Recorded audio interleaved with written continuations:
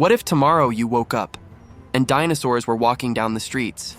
You open your window in New York, and there it is, a towering shadow moving between skyscrapers. The sound of claws scraping against concrete.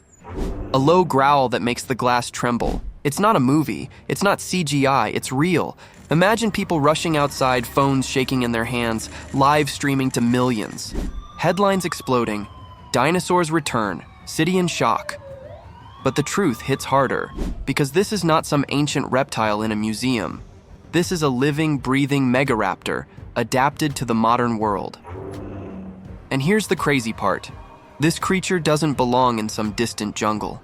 It's right here, in our cities, on our sidewalks, and it's learning fast. Just picture it, a Megaraptor squeezing through Times Square, neon lights reflecting off its scales. It tilts its head, confused by the screens flashing endless ads. Crowds scatter in panic, but some stay frozen, in total awe. But wait, if it's here now, what happens next? The first challenge isn't soldiers or scientists, it's traffic. Imagine this raptor weaving between honking cars, tail-smashing taxis like toys, sirens blaring, helicopters circling above. The city gridlock suddenly turns into the biggest real-life survival maze. And here's the twist. The Megaraptor isn't just a monster. It's curious. It's sniffing food carts, tearing open dumpsters, chasing the smell of pizza and fried chicken. Suddenly, all those New York rats that everyone jokes about, they're the first to disappear. The Megaraptor is now the city's most effective exterminator. But that's not the scariest part. In just hours, social media explodes.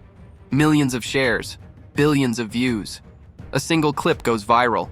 A Megaraptor standing at the edge of Central Park Lake, roaring so loud that car alarms go off in unison.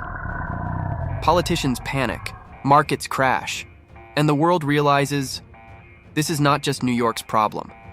Now, imagine if it reached London.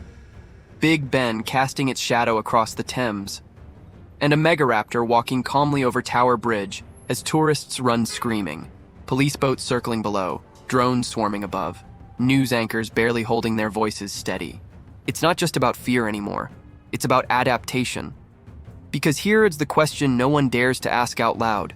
Can a dinosaur survive in our world, or can we survive in theirs? And right when you think it's all chaos, something unbelievable happens. The Megaraptor finds its way into Washington, D.C. It passes by the Lincoln Memorial, massive claws leaving cracks in the marble steps. It stares at its reflection in the reflecting pool, confused, almost calm. Families watching from a distance, holding their breath. For the first time, it doesn't attack. It just looks. But don't relax yet, because the real danger is about to begin. A single accident sets off pure madness. A convoy of trucks carrying livestock overturns on a highway. Suddenly, the Megaraptor has its first true feast. Cameras capture it tearing through the chaos. And in minutes, the world realizes this creature has no natural predators anymore. What happens to our food supply if a 30-foot hunter decides to move into our farmland? What happens to airplanes if one suddenly takes off near a runway? And what happens to us when curiosity turns into hunger? But here's where it gets even stranger. The Megaraptor isn't just surviving, it's adapting. It starts roaming subways, lured by warmth. Imagine stepping into the London Underground and hearing a growl echo through the tunnels.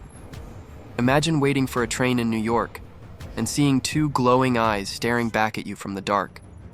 Would you run, or would you freeze?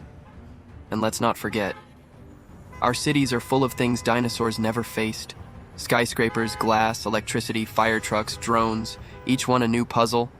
And every time the Megaraptor learns, we lose an advantage. But here's the wildest thought. What if it wasn't hostile? What if, instead of destruction, this creature found a way to live among us? Kids pointing from school buses, laughing while a dinosaur walks across the park. Cafes selling Megaraptor frappuccinos. Theme parks advertising real dino tours. Could humanity actually turn fear into profit? Still, deep down, one wrong step, One hungry moment, and the balance collapses. So let me ask you, what if this was real? Would you want to see a dinosaur walking through your city? What if it became your neighbor? Comment below, because I know you've already pictured it. And if you thought this was crazy, wait until you discover the secrets nobody ever told you about the Megaraptor. Trust me, you won't look at dinosaurs the same way again.